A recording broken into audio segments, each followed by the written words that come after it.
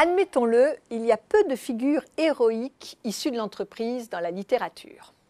On peut évidemment penser à Willy Loman, le malheureux commis voyageur d'Arthur Miller, qui se suicide car sa vie ne vaut plus puisqu'il ne sait plus vendre.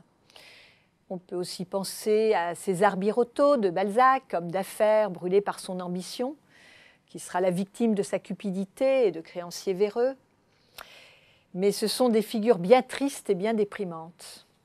Or, nous avons un héros de l'entreprise qui incarne un certain art de vivre et de travailler depuis 1957. Le célèbre Gaston Lagaffe, garçon de bureau de son état. Métier qui, à ma connaissance, n'existe plus, mais ce n'est pas grave, car on ne peut le réduire à sa fonction. Alors, pourquoi aime-t-on Gaston Lagaffe et pourquoi peut-on le considérer comme une icône de la vie au travail 60 ans après sa naissance?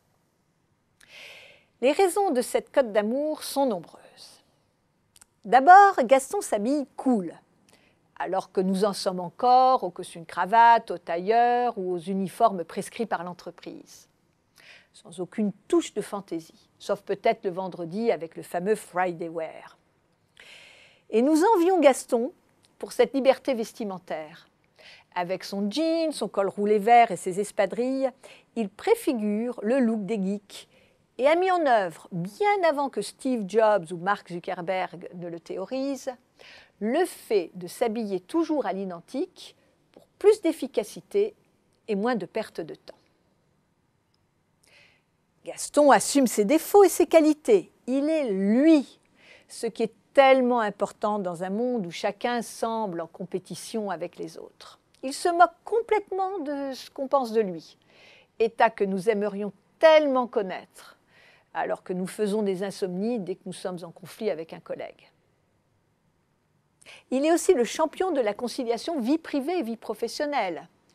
Il apporte des objets de chez lui au bureau et n'hésite pas à gérer des problèmes personnels pendant les heures de travail.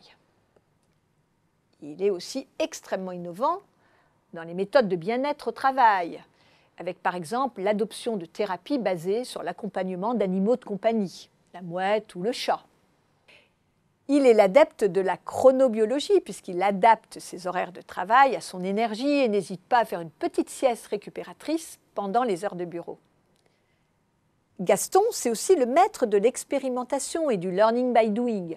Pour mémoire, rappelons le fabuleux cactus classeur ou la mirifique machine à cirer les chaussures.